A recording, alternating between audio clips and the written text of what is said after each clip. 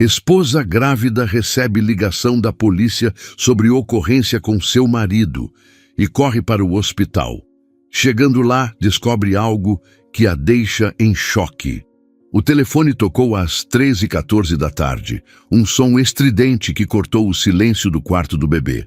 Sara Cerqueira estava de joelhos no chão, o barrigão de 8 meses apoiado nas coxas, enquanto dobrava um macacão minúsculo, de um amarelo tão suave que parecia luz de sol.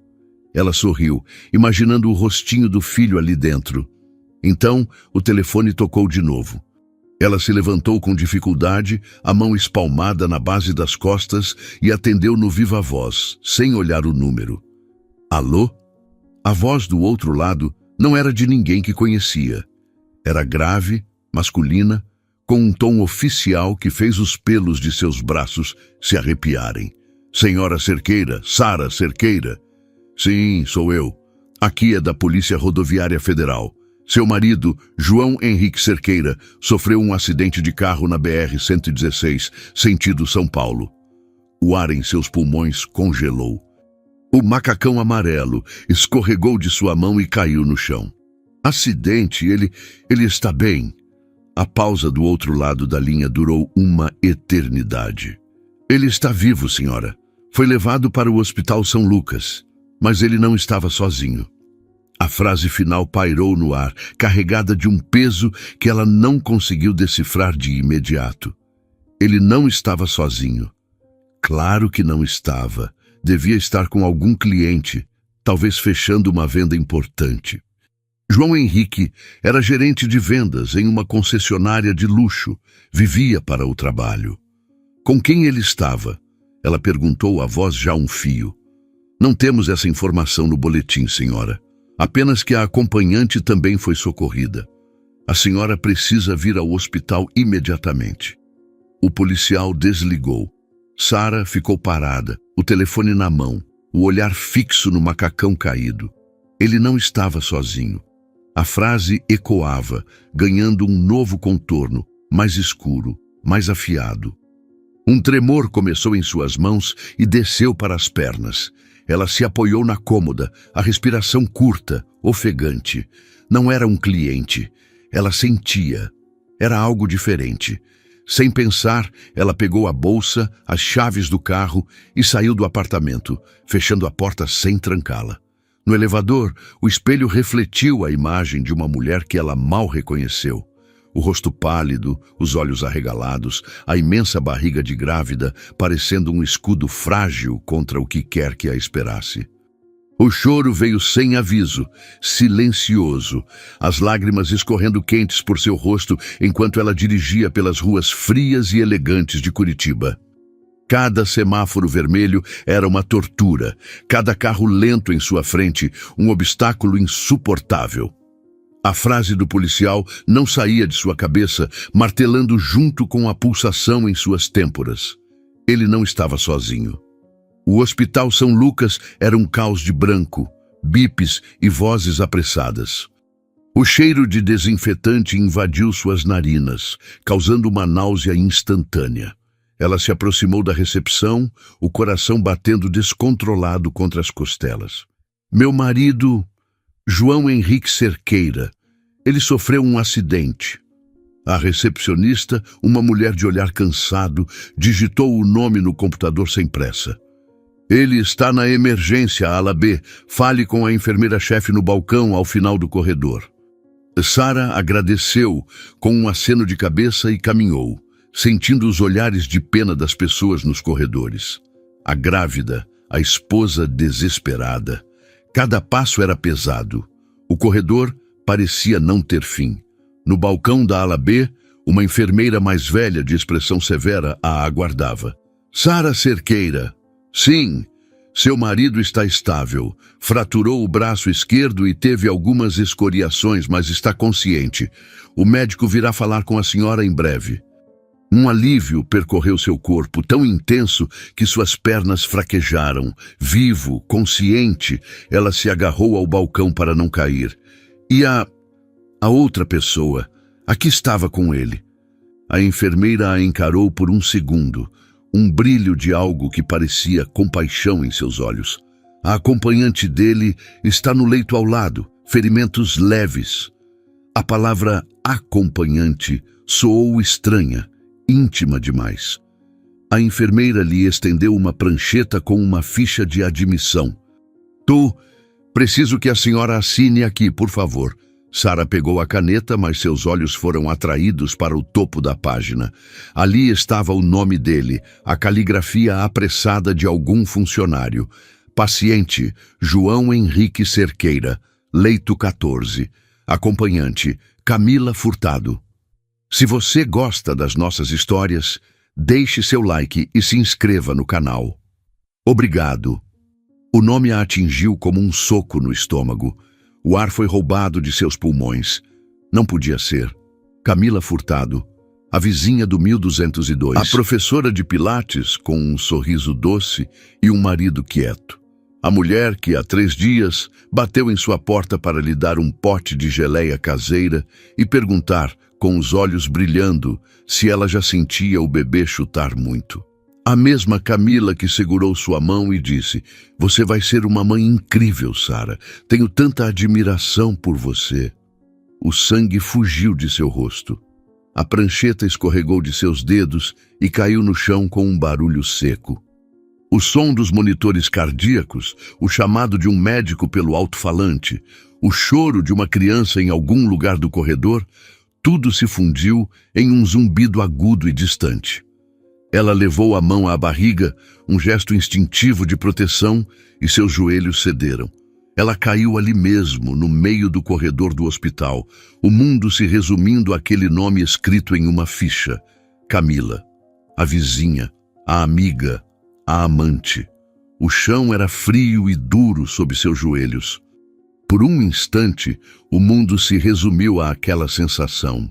O frio subindo pela calça jeans, a pressão nos ossos, a dor surda que era um eco distante da dor real que se instalava em seu peito.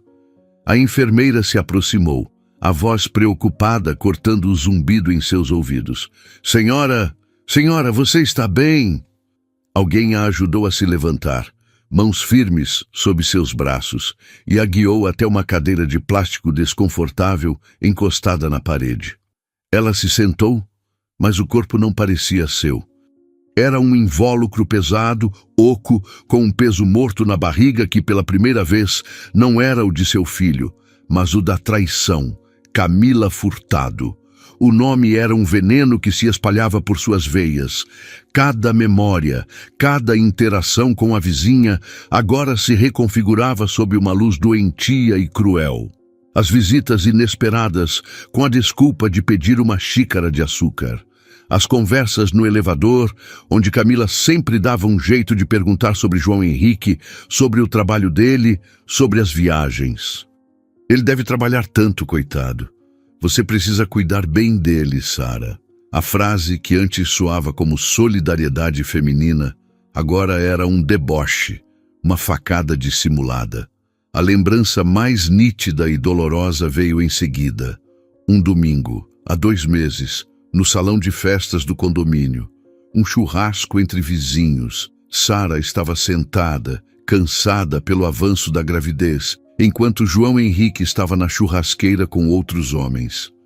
Camila se aproximou, sentou-se ao seu lado e colocou a mão sobre sua barriga. "Posso sentir?" Ela perguntou com uma doçura que agora lhe causava náuseas. E então, com o olhar fixo no dela, disse: "É uma conexão tão mágica, não é? Entre mãe e filho. Nada pode quebrar isso." Ali, sentada no corredor estéril do hospital, Sara entendeu a profundidade daquela mentira. Não era apenas um caso, um deslize. Era uma performance. Uma peça de teatro cruel, encenada bem debaixo de seu nariz, no lugar que ela chamava de lar. A vizinha não queria ser sua amiga. Ela queria um lugar na primeira fila para assistir à sua vida, talvez para se comparar, talvez por puro sadismo. Cada pergunta sobre a gravidez, cada conselho sobre vitaminas e enjoos não era empatia, era coleta de informações. Era uma forma de medir o terreno, de saber até onde a esposa grávida estava alheia ao mundo de mentiras que o marido construía. Uma médica jovem, de óculos de aro fino e expressão séria, parou à sua frente. Senhora Cerqueira, sou a doutora Alencar, a plantonista. Seu marido está fora de perigo. A fratura no rádio distal esquerdo precisará de imobilização, mas não há danos neurológicos. Ele teve sorte. A palavra sorte soou como um insulto. Sorte por estar vivo para encarar a destruição que causou. Eu posso vê-lo? Sara perguntou, a voz rouca, irreconhecível. A médica hesitou. Ele está sedado no momento para o manejo da dor. E a outra paciente também está no mesmo quarto de observação. Talvez seja melhor esperar um pouco. Não, Sara disse com uma firmeza que surpreendeu a si mesma. Eu quero vê-lo agora. A médica o observou, o olhar profissional tentando decifrar o que havia por trás daquela determinação fria. Viu a barriga proeminente, o rosto pálido, os olhos que não derramavam mais lágrimas, mas que continham uma tempestade. Assentiu. Tudo bem. Por aqui. O quarto de observação era separado do corredor apenas por uma cortina verde. A médica a puxou para o lado, e o cenário se revelou. 2 macas, lado a lado. Na da direita, João Henrique. O braço esquerdo envolto em uma tala branca, o rosto arranhado, os olhos fechados sob o efeito do sedativo. Mesmo inconsciente, a expressão dele parecia culpada. Na maca da esquerda, a menos de 2 metros dele, estava Camila. Ela tinha um curativo na testa, perto da linha do cabelo, e olhava para o teto com os olhos vidrados. Ela não a viu entrar. Estava perdida em seu próprio mundo de dor e consequências. Sara ficou parada na entrada, uma estátua de gelo. O ar ficou denso, pesado, difícil de respirar. Ali estavam eles, juntos. A prova viva, lado a lado, da mentira que definia sua vida. O homem com quem ela dividia a cama, os sonhos, o futuro filho. E a mulher que lhe oferecia geleia caseira e conselhos maternais. A intimidade daquela cena era mais devastadora do que qualquer confissão. Eles não eram apenas amantes. Eles compartilhavam um acidente, uma maca de hospital, um destino. Eram uma unidade. E ela era a estranha, a peça que não se encaixava naquela equação de traição. Foi então que Camila virou a cabeça lentamente e seus olhos encontraram os de Sara. O reconhecimento foi instantâneo, seguido por uma onda de pânico que contraiu suas feições. Os lábios de Camila se entreabriram, mas nenhum som saiu. Era um peixe fora d'água, buscando o ar que a verdade lhe roubara. O medo em seu rosto era feio, desprovido de qualquer dignidade. Não havia arrependimento ali, apenas o terror de ser pega. Naquele olhar, Sara não viu a vizinha sorridente, a professora de pilates, a amiga. Viu uma predadora acuada. Sara não desviou o olhar. Manteve-o fixo, sentindo uma força fria e cortante tomar conta de si. Não havia espaço para choro, para gritos, para o desespero que a consumira minutos antes. Havia apenas uma clareza brutal. Ela deu um passo para dentro do quarto e depois outro. Cada movimento era deliberado, pesado. Parou ao lado da maca de João Henrique, sem olhar para ele. Seus olhos continuavam cravados em Camila. Ele não estava sozinho. Sara disse a voz baixa, mas ressoando no silêncio do quarto. Ela repetiu as palavras do policial, devolvendo-as à sua origem. A frase atingiu Camila com a força de um tapa. A mulher se encolheu, desviando o olhar para o lençol branco, como se pudesse se esconder ali. Sara, Ela começou. A voz um sussurro quebrado. Não. Sara a cortou, o tom gélido. Não ouse dizer o meu nome. O silêncio que se seguiu foi quebrado apenas pelo bip rítmico do monitor cardíaco de João Henrique. Um som constante, mecânico, que marcava o tempo daquela nova e terrível realidade. Sara se virou e olhou para o marido pela primeira vez. O homem que ela amava, ou que pensava amar. O pai de seu filho. O rosto dele, mesmo em repouso, parecia o de um estranho. As feições que ela conhecia tão bem, que beijara todas as manhãs, agora estavam manchadas pela mentira. Ela estendeu a mão, mas parou a centímetros do rosto dele. Não havia mais o direito de tocar. O que eles tinham, o que construíram, havia se quebrado na BR-116, dentro de um carro de luxo, com a vizinha no banco do passageiro. Ela se afastou da maca, o corpo rígido. A adrenalina que a mantivera de pé começava a se dissipar, dando lugar a uma exaustão profunda que vinha da alma. A barriga pesava, e uma dor aguda na lombar a fez prender a respiração. O bebê se mexeu, um chute forte, como se protestasse contra a angústia que o envolvia. Ela colocou a mão sobre o ventre, um gesto de proteção, e naquele momento de aliança. Eram eles dois agora. Só eles. Ela se virou para sair, mas parou na porta. Havia mais uma coisa a ser feita, uma última peça a ser movida naquele tabuleiro de dor. Ela pegou o celular na bolsa, as mãos tremendo levemente.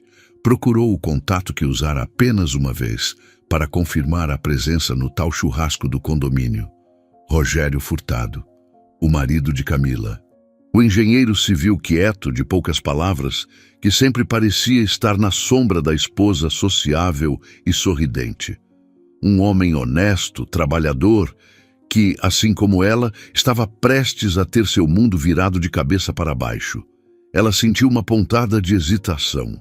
Estava prestes a detonar a vida de outro ser humano. Mas a imagem de Camila e João Henrique, lado a lado nas macas, apagou qualquer resquício de dúvida. A verdade, por mais brutal que fosse, precisava ser completa. A mentira deles havia criado duas vítimas, e as vítimas mereciam saber. Ela respirou fundo, saiu do quarto e caminhou de volta pelo corredor, encontrando um canto mais isolado perto de uma janela que dava para um pátio interno. A noite já caía sobre Curitiba, fria e indiferente. Ela discou o número. O telefone chamou 1, 2, 3 vezes. Cada toque era uma batida a mais na contagem regressiva para a detonação. Sara encostou a testa no vidro frio da janela, observando a escuridão engolir o pátio do hospital. Ela se perguntou o que Rogério estaria fazendo naquele exato momento. Talvez assistindo ao jornal, talvez preparando um jantar solitário, esperando a esposa voltar da aula extra de pilates ou do encontro com as amigas. A banalidade da mentira era o que a tornava tão sórdida. Ela não estava apenas destruindo um casamento, estava rasgando o tecido da normalidade de um homem que até aquele instante provavelmente acreditava viver uma vida comum e segura. Finalmente, a chamada foi atendida. A voz do outro lado era exatamente como ela se lembrava, baixa, um pouco cansada, sem inflexões. Alô? Sara engoliu em seco, o gosto metálico da adrenalina na boca. Ela precisava ser direta, clínica. Qualquer traço de emoção em sua voz poderia ser mal interpretado como histeria ou confusão. Rogério, aqui é a Sara, do 1102. Houve uma pausa curta, o tempo de ele processar quem estava ligando àquela hora. A vizinha grávida do andar de baixo. Sara, aconteceu alguma coisa? A preocupação na voz dele era genuína, provavelmente imaginando um problema com a gravidez dela, uma emergência. A ironia era quase insuportável. Precisa vir para o Hospital São Lucas agora, ela disse, as palavras saindo firmes, quase mecânicas. É sobre a Camila. O silêncio que se seguiu foi diferente de qualquer silêncio que Sara já tivesse ouvido. Não era uma pausa para pensar. Era um vácuo denso, pesado, onde todas as possibilidades terríveis floresciam de uma só vez. Ela podia quase ouvi-lo do outro lado da linha, montando o quebra-cabeça. A ligação da vizinha, o nome do hospital, a urgência. A ausência da própria esposa para dar a notícia. Em segundos, o castelo de cartas da confiança dele começou a desmoronar. Ela não precisou dizer mais nada. A omissão era a própria mensagem. Quando ele finalmente falou, a voz estava irreconhecível. O tom baixo e cansado havia desaparecido, substituído por algo seco, duro, como pedra. "Tô indo." A ligação foi encerrada, sem perguntas, sem pedidos de detalhes. A ausência de questionamentos era a confirmação mais assustadora de todas. Talvez, no fundo, ele já soubesse. Talvez a semente da dúvida já estivesse plantada, esperando apenas a chuva torrencial da verdade para germinar. Homens como Rogério, quietos e observadores, muitas vezes veem mais do que deixam transparecer. Ele não perguntou o que aconteceu, porque a pergunta que realmente importava era com quem? E a resposta, ele talvez já suspeitasse, não viria de um acidente de trabalho ou de um assalto. Viria de algo muito mais íntimo e podre. Sarah guardou o celular e voltou para a cadeira de plástico, o corpo agora pesando 1 tonelada. A ligação drenara a última gota de sua força. Ela se sentia cúmplice e vítima, a mensageira do apocalipse e uma de suas sobreviventes. O tempo começou a se arrastar. Cada minuto era uma pequena eternidade. Ela observava o movimento no corredor. Enfermeiros correndo, familiares chorando, médicos com expressões impenetráveis. Um microcosmo de dor e alívio, e ela estava ali, no epicentro de seu próprio drama particular, esperando o próximo ato começar. Ela pensou em seu filho. A mão voltou instintivamente para a barriga, um porto seguro em meio ao naufrágio. Ele chutou de novo, mais suave desta vez, como se sentisse a exaustão dela. Naquele momento, uma decisão se formou em sua mente, clara e inabalável. Aquela criança não cresceria em uma casa construída sobre os escombros de uma mentira. Não teria um pai cuja integridade era uma farsa e uma mãe que se diminuiu para caber em um casamento quebrado. Aquele chute não era apenas um movimento fetal. Era um lembrete de que havia uma vida que dependia de sua força, de sua coragem. A dor da traição era imensa, mas o amor por aquele ser que ainda nem conhecia era maior. E seria esse amor que a guiaria para fora dali. 25 minutos depois, ela o viu. Rogério Furtado surgiu no final do corredor, caminhando com uma urgência contida. Ele não parecia desesperado, mas havia uma rigidez em seus ombros e uma intensidade em seu passo que denunciavam a tempestade interior. Seus olhos varreram o ambiente e a encontraram. Ele se aproximou, o rosto uma máscara impenetrável. De perto, ela pôde ver. Os olhos dele, geralmente calmos, estavam escuros e havia uma pequena veia pulsando em sua têmpora. Ele não precisava de explicações. O olhar dele já dizia que algo fundamental dentro dele havia se partido. "Onde ela está?" ele perguntou, a voz um sussurro áspero.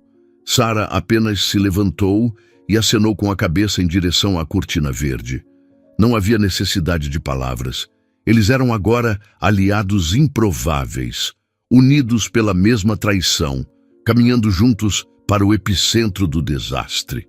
Ela sentiu uma estranha e sombria camaradagem com aquele homem que mal conhecia.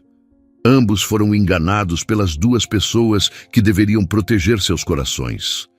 Ela o seguiu, parando um passo atrás dele enquanto ele puxava a cortina. O cenário era o mesmo.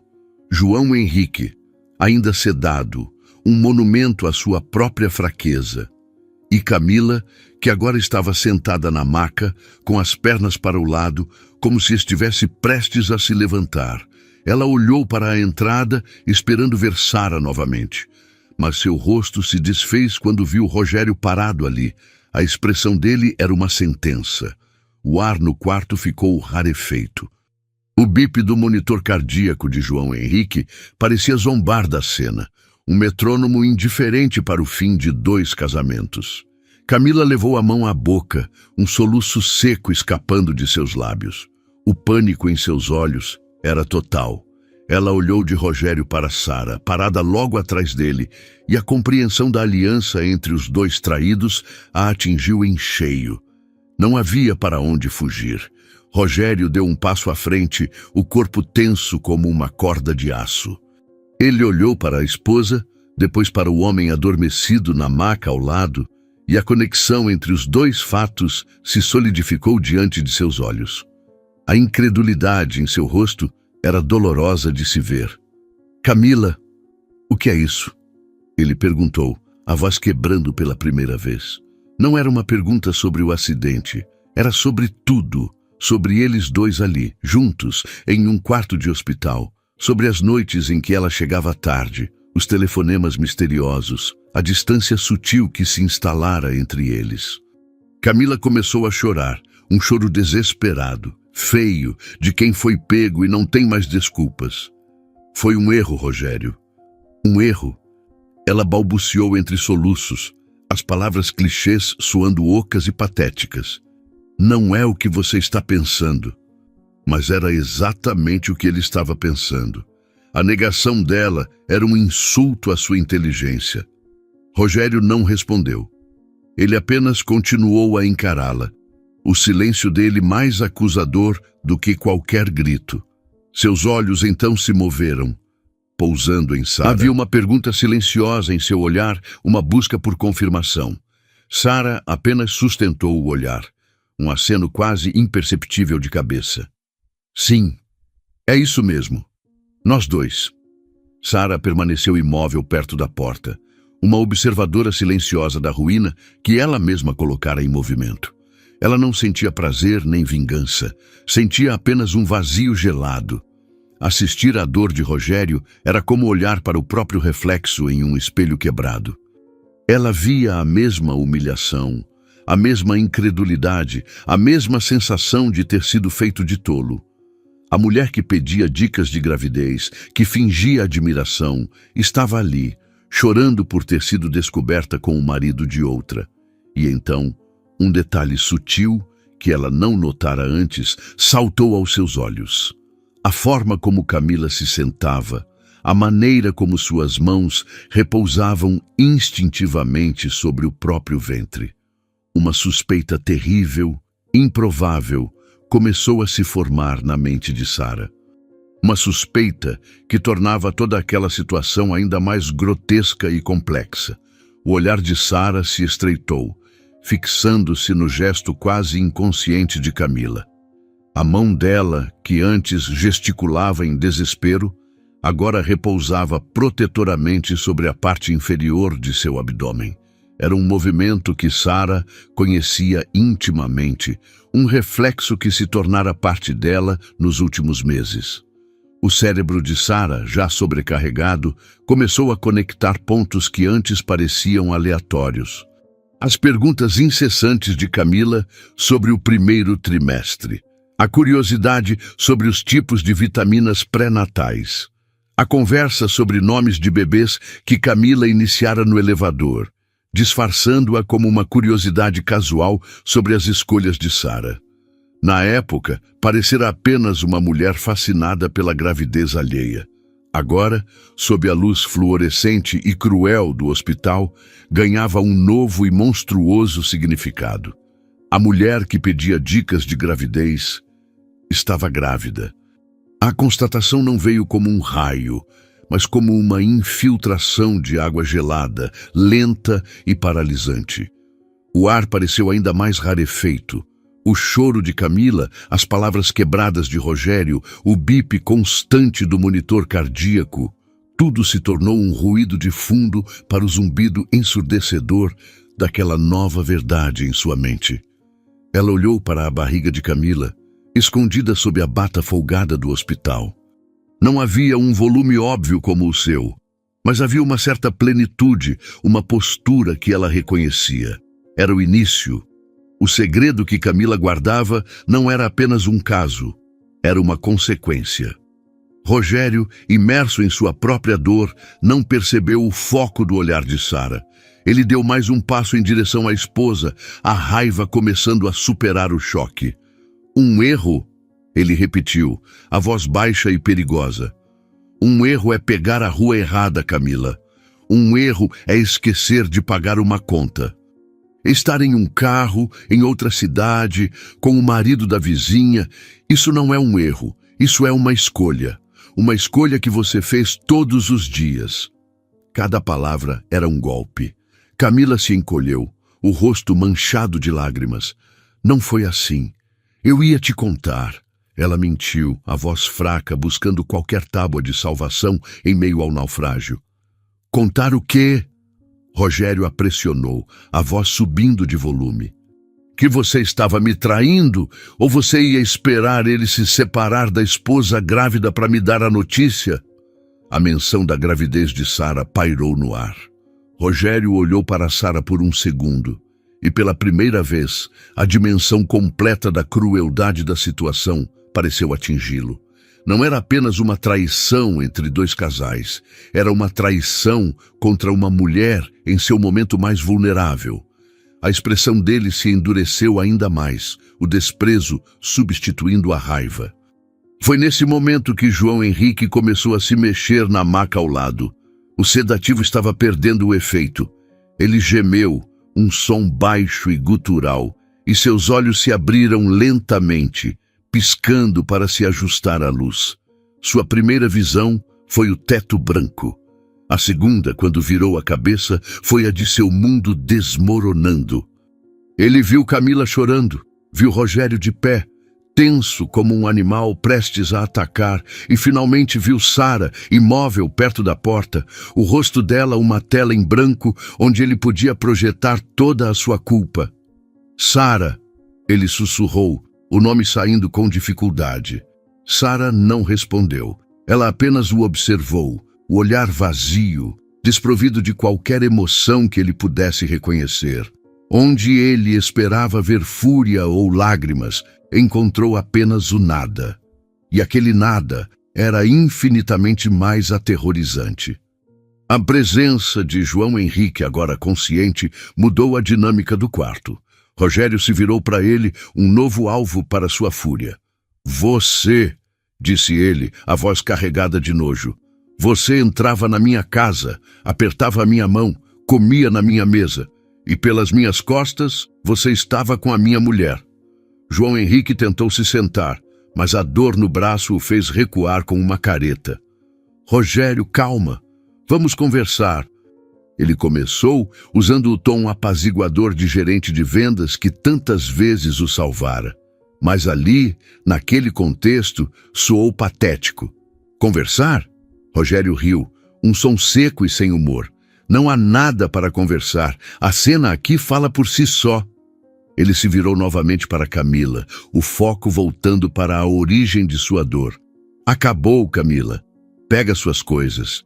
Eu não quero mais te ver na minha frente. Foi então que o desespero de Camila atingiu o ápice.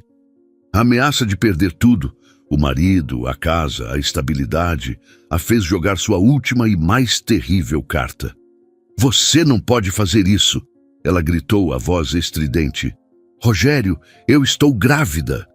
O silêncio que caiu sobre o quarto foi absoluto. Tão profundo que o bip do monitor pareceu gritar. Rogério congelou. Sua cabeça virou lentamente em direção a ela, a expressão de incredulidade total.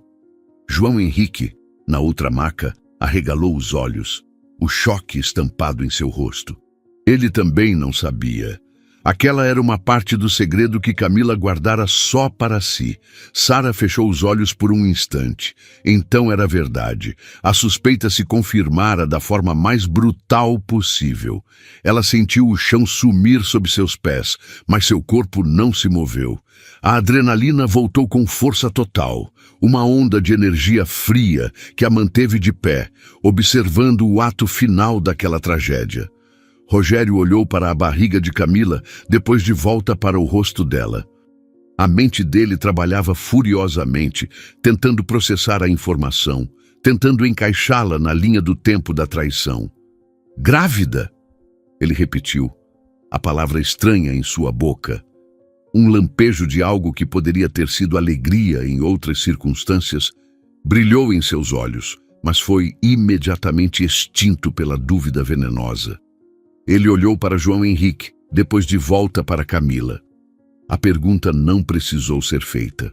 Estava estampada em cada músculo tenso de seu rosto. É seu, Rogério. Claro que é seu. Camila disse apressadamente, a voz escorregando na ânsia de convencê-lo. Nós estávamos tentando, lembra? É seu. Eu juro. Mas o juramento soou falso. A semente da desconfiança, uma vez plantada, era uma erva daninha impossível de arrancar.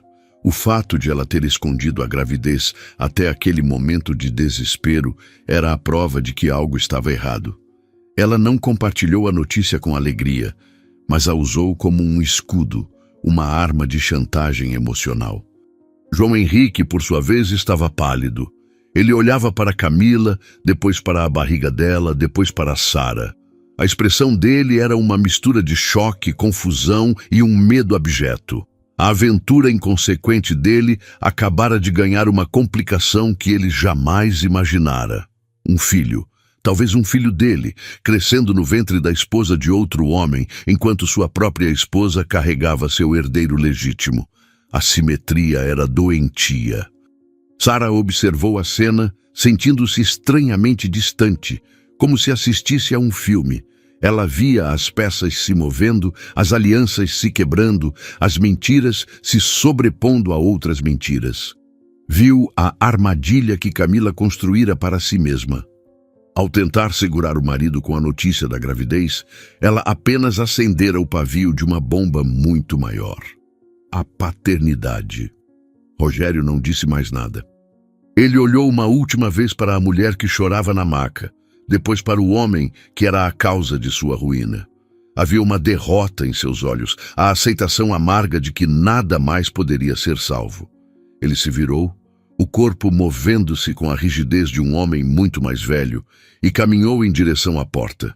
Ele passou por Sara sem olhá-la, mas por um segundo seus ombros se curvaram e ela sentiu o peso da dor compartilhada entre eles. Então ele se foi, deixando para trás o silêncio e os destroços de duas vidas. No quarto restaram os três. O triângulo amoroso, agora exposto em toda a sua sordidez. Camila soluçava baixinho.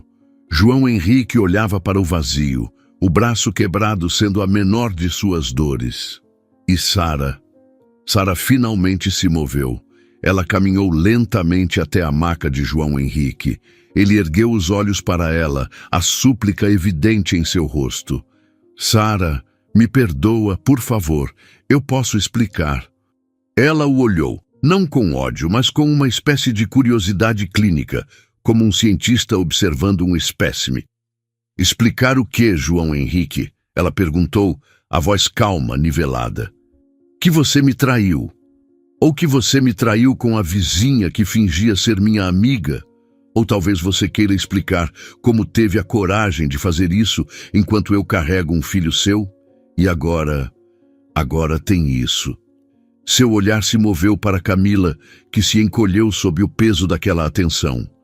Você destruiu a nossa família, Sara continuou. A voz ainda baixa, mas cada palavra cortando o ar. Você destruiu tudo o que construímos. E por quê? Por alguém que está grávida e nem ela mesma parece ter certeza de quem é o pai. Ela não esperou por uma resposta. Não havia resposta que pudesse consertar aquilo. Ela se virou e caminhou para fora do quarto, deixando os dois amantes para trás, sozinhos com as ruínas de suas escolhas. No corredor, ela não parou. Continuou andando, passando pela recepção, pelas portas automáticas de vidro, até o ar frio da noite de Curitiba atingir seu rosto. Ela respirou fundo, o ar gelado queimando seus pulmões, mas limpando sua mente. Não havia mais lágrimas. Havia apenas uma resolução fria e dura como o aço. Aquela era a última vez que ela se permitiria ser uma vítima naquela história. A partir daquele momento, ela seria a arquiteta de seu próprio futuro e da justiça. As portas de vidro do hospital se fecharam atrás de Sara, abafando o caos de bips e vozes e deixando-a no silêncio frio da noite de Curitiba. Ela não voltou para o carro imediatamente. Em vez disso, caminhou até um banco de concreto vazio, sob a luz amarelada de um poste, e se sentou. O frio da pedra atravessou o tecido de sua calça, mas ela mal sentiu. Seu corpo estava dormente. Uma casca protetora ao redor do turbilhão de pensamentos e da dor aguda que se recusava a se transformar em lágrimas. Ela não choraria. Não ali. Chorar era uma liberação. E ela sentia que, se começasse, não conseguiria mais parar. Precisava de sua força intacta. Ela ficou ali por um tempo que não soube medir, observando os carros que passavam na avenida, cada um contendo um universo de histórias que ela desconhecia. Pessoas voltando para casa, para suas famílias, para suas vidas normais. A palavra normal agora parecia pertencer a uma língua estrangeira. A vida dela havia sido bifurcada em um antes e um depois, e a fronteira era um quarto de hospital com 2 macas e uma mentira exposta. A frase que dissera a João Henrique ecoava em sua mente: "Você destruiu a nossa família." Mas enquanto o dizia, percebeu uma verdade mais profunda. Uma família construída sobre uma base tão frágil, tão suscetível à primeira tempestade, talvez já estivesse quebrada muito antes do colapso final. A traição não foi o terremoto. Foi apenas o tremor que revelou as rachaduras que ela, em sua felicidade confiante, se recusara a ver. As lembranças dos últimos meses começaram a se alinhar de uma nova maneira, como peças de um quebra-cabeça reorganizadas para formar uma imagem grotesca. As viagens de negócios de João Henrique nos fins de semana, que ele justificava como essenciais para bater as metas. As vezes em que ele chegava tarde, cheirando a um perfume que não era o dela, e dizia que era de uma cliente que fizera um test drive. A distância sutil, o celular que agora vivia virado para baixo sobre a mesa de cabeceira, a irritabilidade quando ela perguntava sobre seu dia. Cada um desses pequenos sinais que ela havia descartado como estresse do trabalho ou paranoia de uma grávida sensível, agora se revelavam como bandeiras vermelhas que ela havia ignorado. Ela não fora apenas enganada, ela permitira, em sua confiança cega, que o engano florescesse. A porta do hospital se abriu novamente e uma enfermeira que ela reconhecera do corredor se aproximou com cautela. "Senhora Cerqueira, a senhora está bem? Não deveria ficar aqui no frio." Sara ergueu o olhar. "Eu já estou indo, só precisava de 1 minuto." A enfermeira hesitou, a compaixão profissional lutando contra o desejo de não se intrometer. "Seu marido... ele está pedindo para vê-la. Ele está bastante agitado." Sara sentiu uma onda de repulsa. Agitado. Ele estava agitado, como se o conforto dele fosse de alguma forma uma prioridade. "Diga a ele que eu fui para casa," ela respondeu, a voz firme. E a outra paciente, a enfermeira continuou baixando a voz. O marido dela voltou. "Eles estão conversando com a assistente social agora." A notícia a atingiu com uma curiosidade mórbida. Rogério havia voltado. O homem que saíra dali quebrado, sem olhar para trás, havia retornado para o epicentro da dor. Talvez pela responsabilidade, talvez pela necessidade de um fechamento formal, ou talvez por causa daquela palavra terrível que Camila jogara no ar: grávida. Uma criança, mesmo uma cuja origem era duvidosa, criava um vínculo que não podia ser rompido com um simples dar de costas. Impelida por um impulso que não compreendia totalmente, Sara se levantou. Ela não iria para casa. Não ainda. Havia um último capítulo a ser testemunhado naquela noite. Ela voltou para dentro do hospital, mas não para a ala de emergência. Seguiu a direção que a enfermeira indicara com o olhar, para uma pequena sala de espera perto do escritório do serviço social. De uma distância segura, Escondida pela arquitetura impessoal do corredor, ela podia ver a cena através de uma janela de vidro. Rogério estava sentado em uma cadeira, o corpo inclinado para a frente, os cotovelos nos joelhos, a cabeça entre as mãos. Camila estava em outra cadeira, de frente para ele, e entre eles, uma mulher de aparência cansada, a assistente social, tentava mediar o impossível. A voz de Camila era um murmúrio suplicante, audível mesmo através do vidro. Ela gesticulava, chorava, apontava para a própria barriga. E foi ali, naquela sala estéril, sob a luz fria, que as últimas camadas da verdade foram arrancadas. Mais tarde, um médico amigo da família, que Sara contatara em um momento de desespero lúcido, lhe contaria os detalhes do que foi dito naquela sala. A confissão de Camila, extraída sob a pressão da perda iminente, foi uma mistura patética de meias-verdades e manipulação. Ela admitiu que o caso com João Henrique não era novo. Tiveram um breve envolvimento anos antes, logo que se mudaram para o prédio, algo que ambos concordaram em terminar. Mas a chama, segundo ela, reacendeu há poucos meses. E o detalhe mais cruel, a facada final na confiança de Rogério, foi a linha do tempo. Ela confessou que a reaproximação com João Henrique aconteceu depois que ela descobriu que estava grávida. O filho, ela jurava e perjurava, era de Rogério. A concepção ocorrera durante um período em que eles estavam tentando ativamente uma última tentativa de salvar um casamento que já se desfazia em silêncio. Mas, ao se ver grávida, em vez de se reaproximar do marido, ela se sentiu em pânico, sufocada, e buscou em João Henrique uma válvula de escape, uma dose de adrenalina e atenção que sentia faltar em casa. Ela não o amava, disse a Rogério. Foi uma fraqueza, um erro estúpido, uma busca por se sentir desejada em um momento de insegurança. Ela continuou a vê-lo, mesmo carregando o filho de outro homem, porque era mais fácil viver a emoção da mentira do que encarar a realidade de seu casamento moribundo. 2 casamentos, 2 lares. 2 mentiras entrelaçadas pela inconsequência de 2 pessoas que pensavam apenas em si mesmas. João Henrique, buscando a emoção fora de um casamento com uma esposa grávida. Camila, usando o amante como um curativo para as feridas de sua própria relação, enquanto carregava um filho que merecia mais. Eles não eram amantes trágicos, eram apenas egoístas, pessoas que, para satisfazer um desejo momentâneo, não hesitaram em colocar em risco a estrutura de 4 vidas e de 2 crianças ainda por nascer. Sara, observando de longe, sentiu o último resquício de sentimento por João Henrique se transformar em cinzas. Não era mais dor, nem raiva, era um profundo e amargo desprezo. Ele não a traíra por um grande amor, por uma paixão avassaladora que o redimiria em uma tragédia romântica.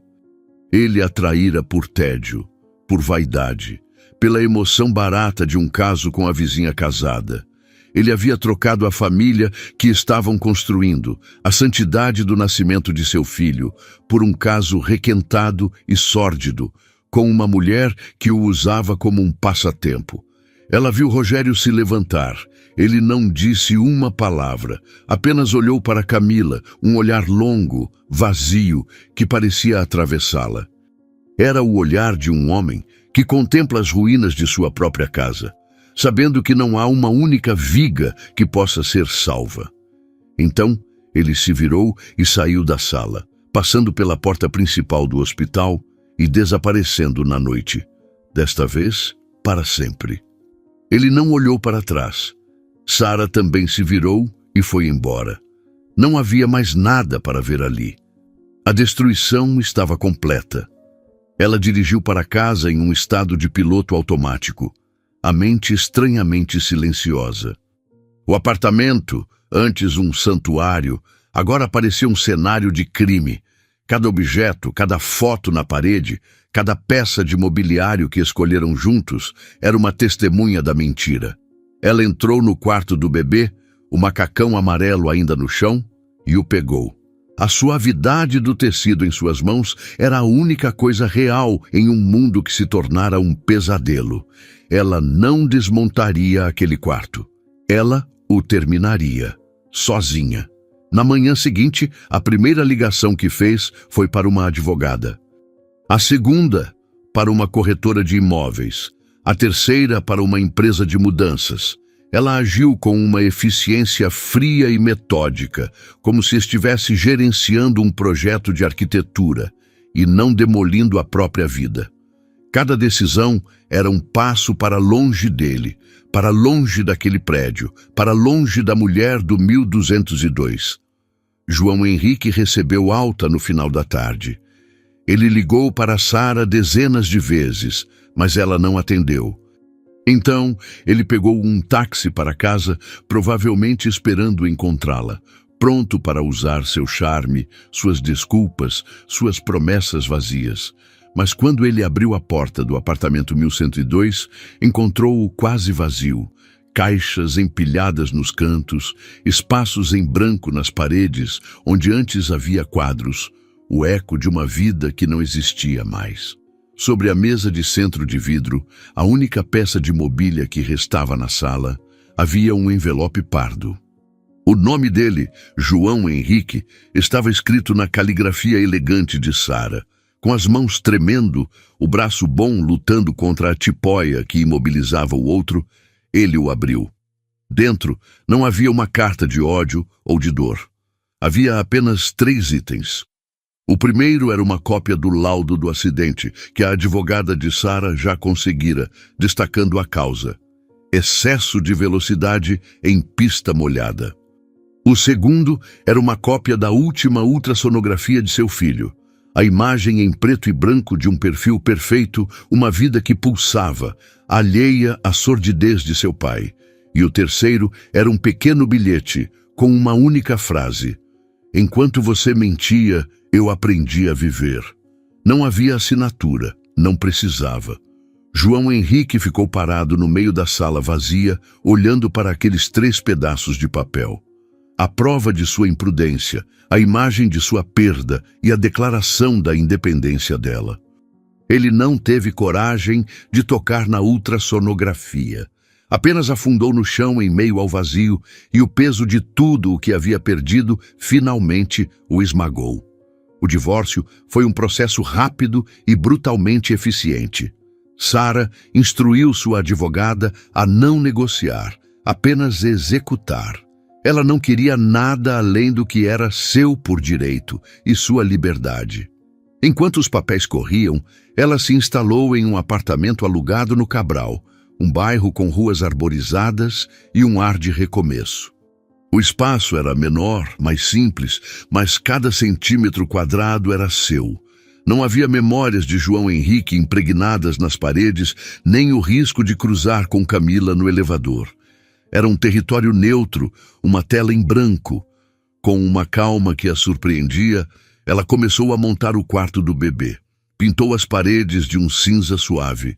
Montou o berço com as próprias mãos, seguindo o manual de instruções com uma concentração quase meditativa. Cada parafuso apertado, cada peça encaixada, era um ato de construção, uma afirmação de sua capacidade de criar e sustentar uma vida sozinha. Ela não sentia a ausência de João Henrique. Na verdade, a solidão era produtiva, silenciosa, permitindo que ela se conectasse com a força que não sabia possuir.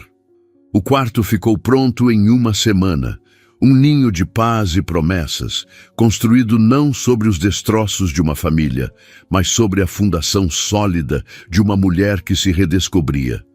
A notícia do desfecho dos outros chegou a ela por fragmentos, através de conhecidos em comum e da inevitável rede de fofocas do antigo condomínio. Camila teve alta 2 dias depois de João Henrique. Rogério, fiel à sua palavra, não estava lá para buscá-la. Ele entrou com o pedido de divórcio e, em um ato de misericórdia fria, exigiu um teste de DNA pré-natal. O resultado, que chegou semanas depois, foi a última pá de cal sobre o caixão daquele casamento. O filho era mesmo dele. Mas a confirmação biológica não mudou nada. A traição da confiança fora profunda demais. Rogério concordou em cumprir todas as suas obrigações como pai, mas deixou claro que o casamento estava morto e enterrado. Camila, agora uma pária no prédio e abandonada pelo amante, enfrentaria a maternidade em uma solidão que ela mesma construiu. João Henrique, por sua vez, afundou. O apartamento vazio se tornou sua prisão. A ausência de Sara e da vida que eles tinham era um fantasma que o assombrava em cada cômodo silencioso. Ele tentou ligar, mandar mensagens, implorar por uma segunda chance, mas Sara havia bloqueado seu número. A única comunicação que recebia era através dos advogados. Ele perdeu o foco no trabalho, o brilho do vendedor estrela se apagou e o gerente de vendas de carros de luxo tornou-se uma sombra de si mesmo, vendendo agora apenas a imagem de um homem que perdeu tudo. 3 semanas depois do acidente, em uma manhã ensolarada de sábado, a campainha do novo apartamento de Sara tocou. Seu coração deu um salto, um resquício do antigo medo de que fosse João Henrique. Mas quando ela olhou pelo olho mágico, viu uma figura inesperada. Era Rogério Furtado. Ela hesitou por um momento, depois abriu a porta. Ele parecia mais magro, mais velho, mas havia uma nova e dura resolução em seu olhar. Ele não sorriu. "Desculpe aparecer assim", disse ele, a voz baixa. "Eu só precisava te entregar isso." Ele estendeu um envelope. Não era um envelope de carta, mas um daqueles maiores, de documentos. "O que é isso?" ela perguntou. "É uma cópia do teste de DNA e uma proposta, minha e do meu advogado." Confusa, Sara o convidou a entrar. Sentaram-se na pequena sala, um silêncio desconfortável entre eles. Ela abriu o envelope. Viu o laudo confirmando a paternidade de Rogério. E abaixo, um documento legal. Era uma proposta de acordo. Rogério estava oferecendo a ela a totalidade da multa rescisória que a concessionária de João Henrique teria que pagar a ele por quebra de contrato moral e danos, um valor substancial que a advogada dele estava confiante em conseguir. Em troca, ele pedia algo que fez Sara prender a respiração. Ele pedia a guarda compartilhada, não do filho dele, do filho dela. "Eu não estou entendendo", disse Sara, o papel tremendo em sua mão. "É simples." Rogério começou olhando não para ela, mas para a janela. "Meu filho vai nascer em um lar quebrado por causa do seu ex-marido. O seu filho vai nascer sem um pai presente pelo mesmo motivo. Eu não posso consertar o que aconteceu com a minha família, mas talvez eu possa ajudar a consertar o que aconteceu com a sua." Ele finalmente a encarou. E pela primeira vez, ela viu não apenas dor, mas uma determinação feroz. "Eu não quero ser um substituto. Eu sei que não sou o pai dele, mas eu posso ser uma figura paterna. Posso ensinar seu filho a jogar bola, a ser um homem honesto. Posso estar lá nos aniversários, nas formaturas. Posso dar a ele um irmão. Nossos filhos, Sara, eles não têm culpa de nada disso. Eles são as únicas vítimas inocentes e eles serão ligados para sempre pela história de seus pais. Talvez eles possam crescer juntos como uma família diferente, estranha, remendada, mas uma família." Sara ficou em silêncio. A proposta era insana, inédita, e ao mesmo tempo fazia um sentido terrível e profundo. Era uma forma de justiça poética que ela jamais poderia ter concebido. Pegar a destruição causada por 2 pessoas e, a partir dela, construir algo novo e funcional para as 2 crianças que eram o legado inocente daquela traição. "Eu não sei o que dizer", ela sussurrou. "Não diga nada agora", ele respondeu levantando-se. "Pense, converse com sua advogada. A proposta é séria. Eu não estou fazendo isso por pena de você. Estou fazendo isso por eles. Ele foi embora, deixando Sarah sozinha com o documento e a possibilidade de um futuro que ela nunca imaginou. Uma semana depois, seu filho nasceu. Um menino saudável, de olhos curiosos e pulmões fortes. No dia em que ela recebeu alta, encontrou 2 buquês de flores em seu apartamento. Um, anônimo, com um cartão simples que dizia: "Parabéns pelo nosso filho. Me perdoe." Ela o jogou no lixo sem ler o resto. O outro era um arranjo simples de flores do campo, com um cartão escrito à mão: "Bem-vindo ao mundo, garoto. Seu irmão mal pode esperar para te conhecer.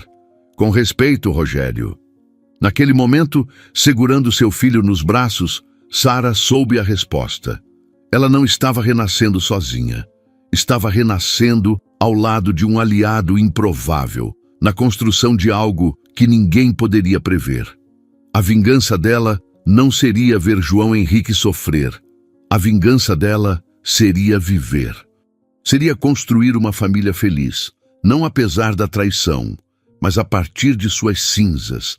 A verdadeira vitória não é destruir quem te feriu, é construir uma felicidade tão sólida, tão inesperada e tão completa, que a existência da pessoa que te quebrou se torna finalmente irrelevante. E aí, o que você achou?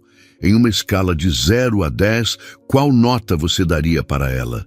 Deixe seus comentários dizendo de qual cidade você está assistindo e inscreva-se para acompanhar nossas próximas histórias. Muito obrigado pela